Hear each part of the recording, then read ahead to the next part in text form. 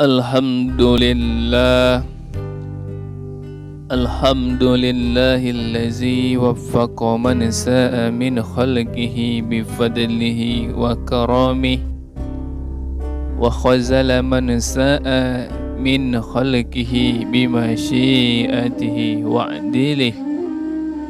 Wa ashhadu an la ilaha illallah wahdahu la syarika lah wala sabiha wala misla wala niddalah wala hadda wala jussata wala a'da'alah. Wa ashhadu anna sayyidana wa habibana wa azimana wa qaidana wa qurrata ayunina Muhammadan abduhu wa rasuluh wa safiyuhu wa habibuhu. Allahumma salli wa sallim wa barik ala Sayyidina Muhammad ibn Abdillah wa ala alihi wa sahbihi wa mawala wa man tabi'ahum bi ihsani ila yaumil qiyamah. Wa la hawla wa la quwata illa billah, amma ba'd. Fa inni usikum wa nafsi bi taqwallahil aliyyil azim al-qaili fi muhkami kitabih. Wa may yattaqillaha yaj'al lahu makhraja wa yarzuqhu min haitsu la yahtasib wa may yatawakkal 'alallahi fahuwa hasbuh. Ma'asyiral muslimin rahimakumullah. Mengawali khutbah yang singkat ini, khatib berwasiat kepada kita semua, terutama kepada diri khatib pribadi, untuk senantiasa berusaha meningkatkan ketakwaan dan keimanan kita kepada Allah Subhanahu wa Ta'ala dengan menjalankan semua kewajiban dan menjauhkan diri dari segala yang dilarang dan diharamkan. Ma'asyiral muslimin rahimakumullah, kita tanamkan dalam hati bahawa seandainya seluruh manusia jin bersatu untuk membuat kita celaka, maka mereka tidak akan mampu mencelakai kita kecuali jika Allah menghendaki hal itu. Demikian pula seandainya seluruh manusia dan jin bersatu untuk memberikan manfaat kepada kita, maka mereka tidak akan memberikan manfaat kepada kita kecuali apabila Allah menetapkan hal itu. Oleh karenanya, marilah kita menyerahkan semua urusan kepada Allah Ta'ala dan kita percaya penuh kepadanya. Apapun yang Allah kehendaki terjadi, pasti akan terjadi. Dan apapun yang tidak Allah kehendaki, pasti tidak akan pernah terjadi. Masyarul muslimin rahimakumullah. Marilah kita ingat selalu bahawa kita sekarang ini bukan tengah berada di surga, melainkan kita berada di kehidupan dunia. Sebagaimana kita tahu bahawa dunia adalah tempat berbagai musibah dan bala. Dunia ini memperdaya, mendatangkan mara bahaya dan pada akhirnya berlalu begitu saja. Marilah kita bertawakal kepada Allah dan bersabar atas musibah yang Allah ujikan kepada kita. Jangan sampai kita memprotes atau menyalah-nyalakan Allah. Allah Ta'ala berfirman, la yus'alu amma yaf'alu wa hum yus'alun. Maknanya, Allah tidak ditanya tentang apa yang dia perbuat, tetapi para hambalah yang akan ditanya. Allah Subhanahu wa Ta'ala adalah pencipta dan pemilik segala sesuatu. Allah berbuat apapun dalam kekuasaannya sesuai dengan apa yang dia kehendaki. Marilah kita bersabar sebagaimana diperintahkan oleh Allah Subhanahu wa Ta'ala dalam Al-Quran. Bismillahirrahmanirrahim. Wala nabluwannakum bisyai'in minal khawfi wal ju'i wa naqsin minal amwali wal anfusi was samarati wa basyiris sabirin allazina iza asabatuhum musibah qalu inna lillahi wa inna ilaihi raji'un. Maknanya, dan kami pasti akan menguji kalian dengan sedikit ketakutan, kelaparan, kekurangan harta, jiwa dan buah-buahan, dan sampaikanlah kabar gembira kepada orang-orang yang sabar, yaitu orang-orang yang apabila ditimpa musibah mereka berkata, inna lillahi wa inna ilaihi raji'un. Sesungguhnya kami milik Allah dan kepadanya lah kami kembali untuk dihisab. Ma'asyiral muslimin rahimakumullah, Allah Ta'ala di dalam Al-Quran telah bersumpah dalam surat Al-Balad bahwa manusia diciptakan dengan berbagai kesulitan hidup, susah payah dan keletihan.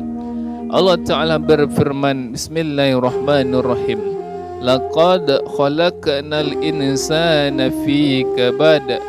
Maknanya, sesungguh kami telah menciptakan manusia berada dalam susah payah. Kesulitan yang pertama kali dialami seorang manusia adalah ketika tali pusarnya dipotong.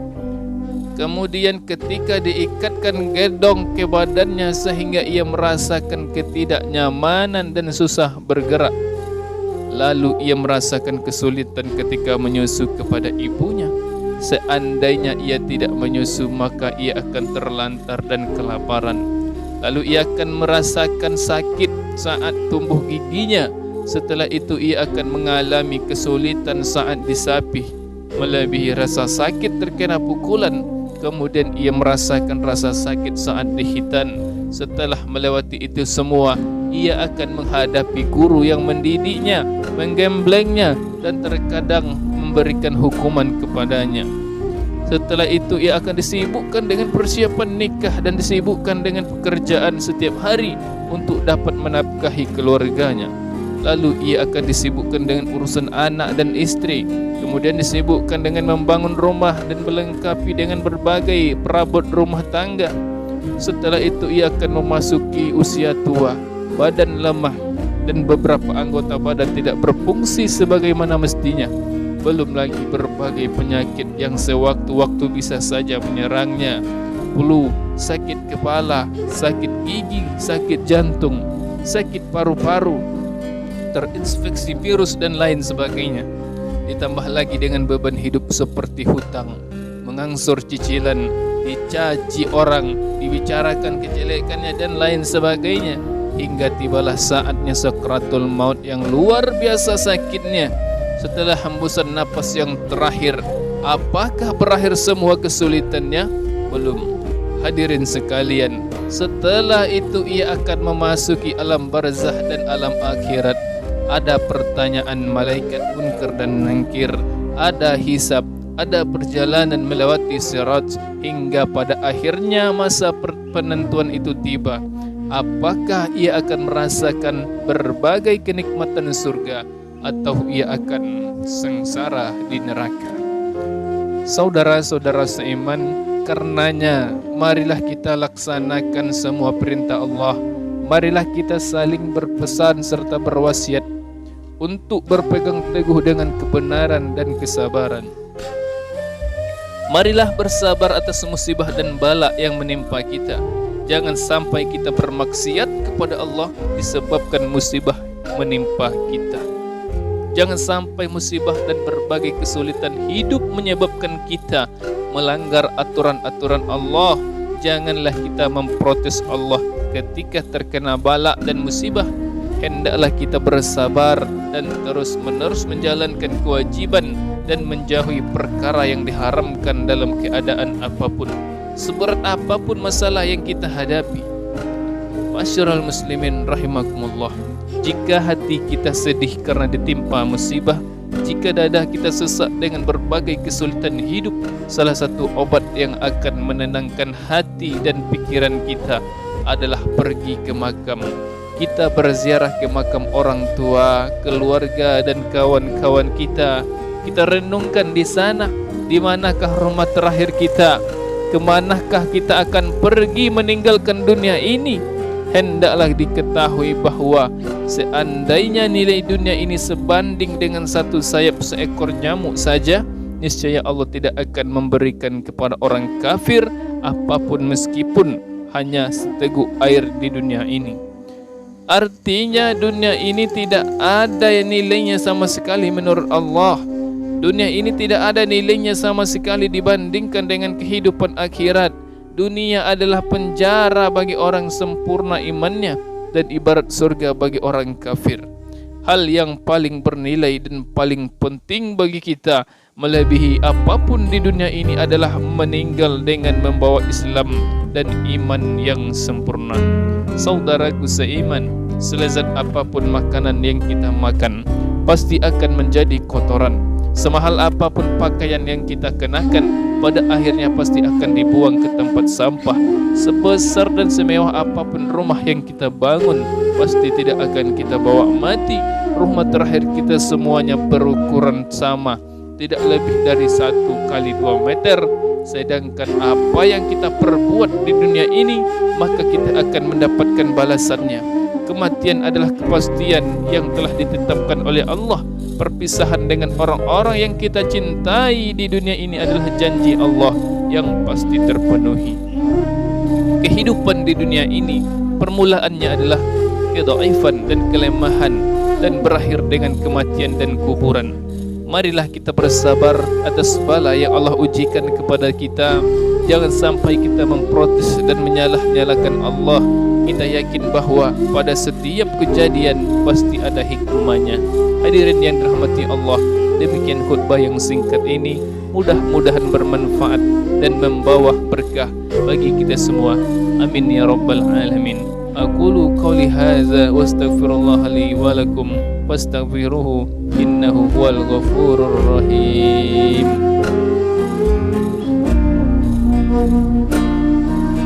Innal hamdalillah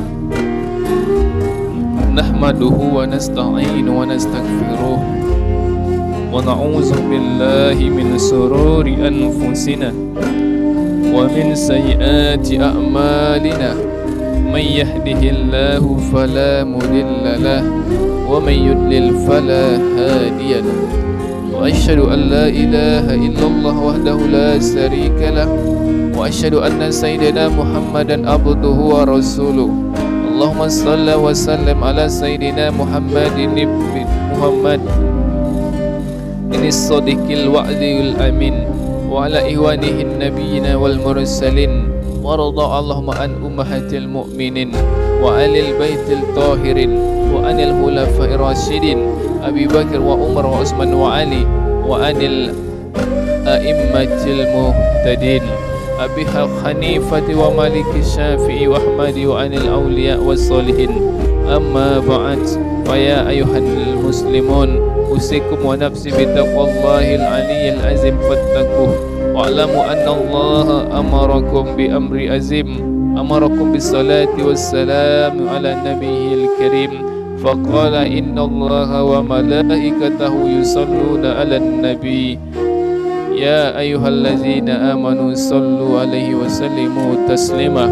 Allahumma salli ala sayyidina Muhammad wa ala ali sayyidina Muhammad kama sallaita ala sayyidina Ibrahim wa ala ali sayyidina Ibrahim wa barik ala sayyidina Muhammad wa ala ali sayyidina Muhammad kama barakta ala sayyidina Ibrahim wa ala ali sayyidina Ibrahim fil alamin innaka Hamidum Majid.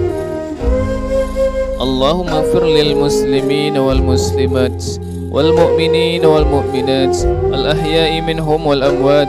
Allahumma anfa'na al bala wal ghala wal waba wal fahsya wal munkar wal baghi wasyuyuf al muhtadifat as-sada'id wal mihan ma zahara minha wa ma batan min baladina hadza khassah wa min buldanil muslimina amma innaka ala kulli syai'in qadir.